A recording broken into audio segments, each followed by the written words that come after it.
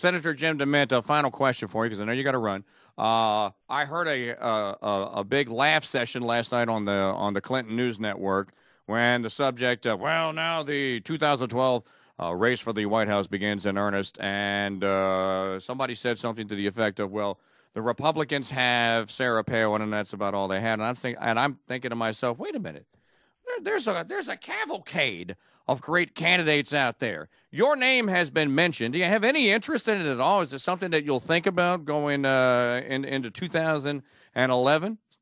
Well, I told someone last night that's like being invited to join a mud wrestling match. It's not something that I desire at all. But we do need a president with the vision and courage to move the country forward, to help lead our country in what I would say is the rediscovering of what America really is, because I think we're forgetting what made us so exceptional. I think there are going to be a lot of good Republican candidates out there. Sarah Palin has done a lot to go out and take the slings and arrows of the liberal press. She did a lot to give cover to conservative women and other conservative minorities.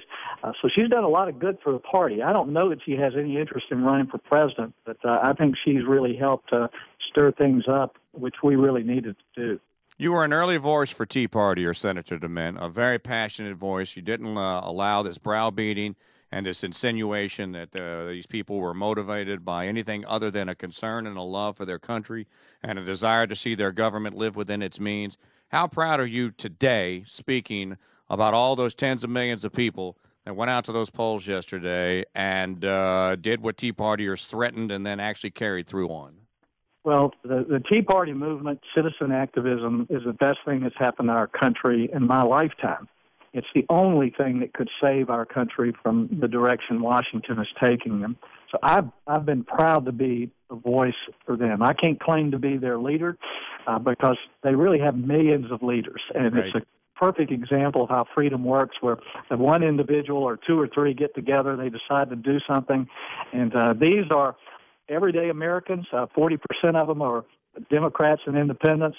There's really a unity happening around our country, and you see it in the Tea Party. So I'm honored to be a small part of it, and I want to thank everyone who walked out and went to a rally or a town hall or a Tea Party. They made a huge difference yesterday. And you'll continue to support and be active as well, correct? Oh, yeah, no question about it. If it weren't for the Tea Parties and radio talk show hosts, Washington would have crushed me already because they want to get rid of me.